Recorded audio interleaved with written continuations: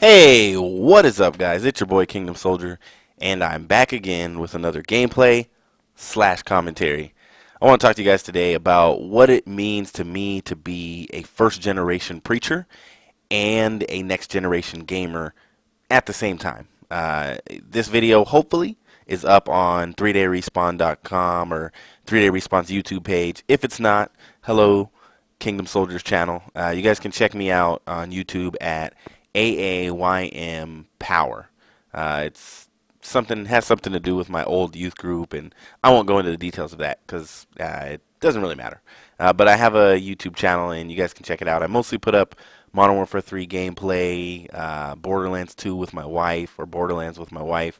My channel mostly, though, is all about life application, and it exists to help you make better decisions in gaming and in life. And so you'll see a lot of stuff on there, me telling stories and sharing principles that I've learned through life and from the Bible and things like that. So welcome and hello. You guys will get to hear a little bit about me when I talk about this topic that I want to talk about today. So I'm going to get right into it and start with what it's like being a first generation preacher. To give you guys a little bit of background, I graduated from Bible college about 8 years ago.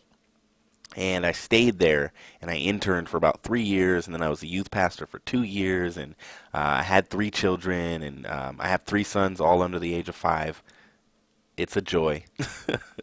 If you have more than one child, you know the fun that having multiple children is.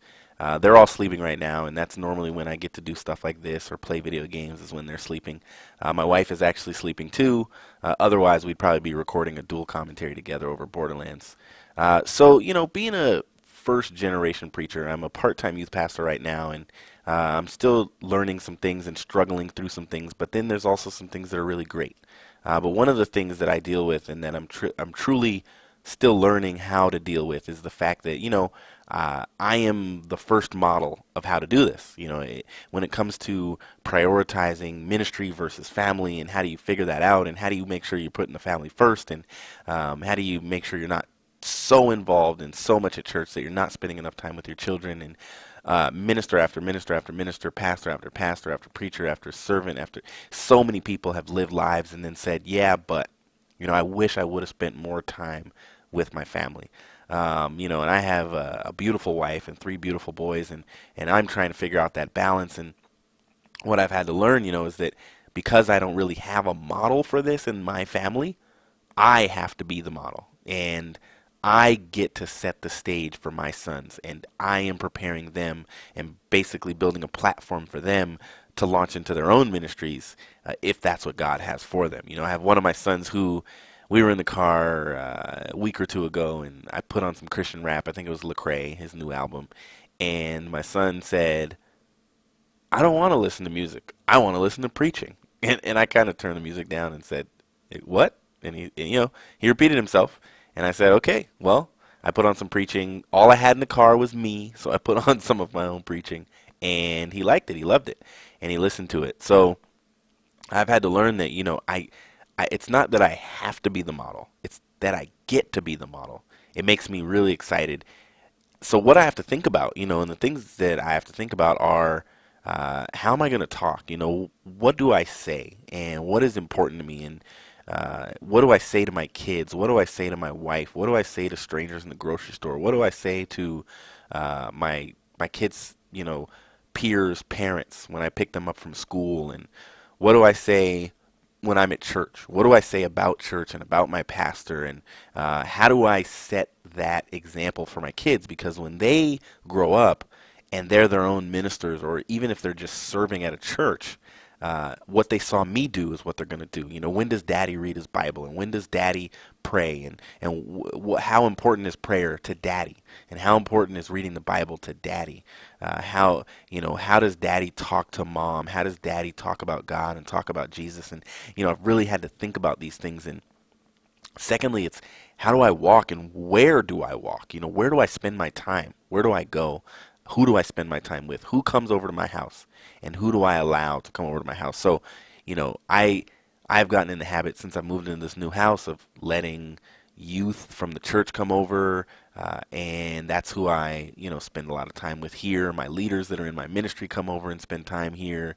So, and actually our executive minister has been here. So the boys get to see people that they see at church at the house, and so it becomes, oh, okay, we're part of a community, and that's kind of what, we're revealing. And some of it I don't do on purpose, it's just God being himself and having grace and mercy over me.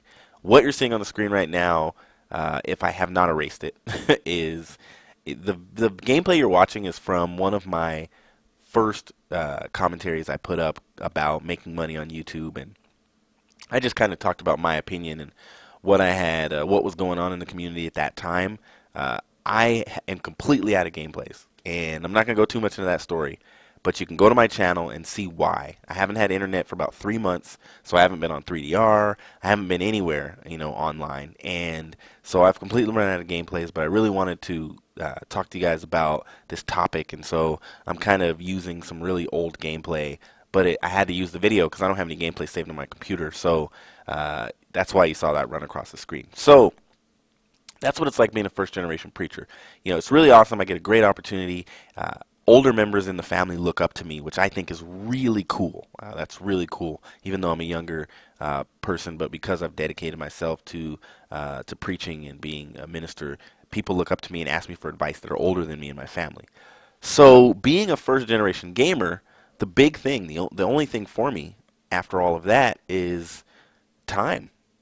Time is of the essence, and I honestly wish that I could dedicate an entire day every week to gaming. I mean, I want to be a competitive gamer. I want to play game battles. I would do MLG if I could. I think I could spend enough time on the game to get to that level. I just don't have the time, and I have to decide for myself and make priorities. What is my gaming for? My channel exists to help people with making decisions, whether that's in gaming or in life. And so when I get on the sticks at night after my kids go to bed, or if I do a commentary when my kids and my wife are sleeping, I don't feel like I'm making a poor decision. And that's kind of how I want to end this commentary talking to you guys, is that you have the power to choose. In Deuteronomy 30, it talks about, now I present to you life and death, blessings and cursings, now choose. And in that scripture it says, choose life. But ultimately, it is your choice. There is always going to be ministry work to be done. There is always going to be somebody who needs help. There's always going to be, your kids are always going to need you. Your wife is always going to need you. And there's always going to be work to be done at your house. But even as God rested on the seventh day, it's not wrong. And, this is my opinion, but it's not wrong to rest. And if your rest, if your time of fun that you have to kind of release and just do something that you don't have to focus on, you don't have to focus on ministering or working or doing or always doing busy work, doing something that you enjoy for an hour or two, whatever your timing is, don't condemn yourself based on someone else's. There's so many Christians these days that don't watch TV at all. Don't condemn yourself because you watch TV. Don't condemn yourself because you play video games but someone else doesn't, or another pastor in your church doesn't, or someone else that sits next to you in church, or someone in your life group or your small group doesn't play video games. God is the judge, and you need to focus on your mark. Paul said, I press on towards the mark of high calling, and all of us have a mark, and when we miss that mark, we are committing sin. But that mark is based on what God has for our life. So whatever God has for your life, whatever He's revealed to you, don't miss the mark of that. And if your gaming is preventing you from hitting the mark that God's put on your life, slow down with your gaming. This is Kingdom Soldier, 36-11. I'll see you again soon. Peace.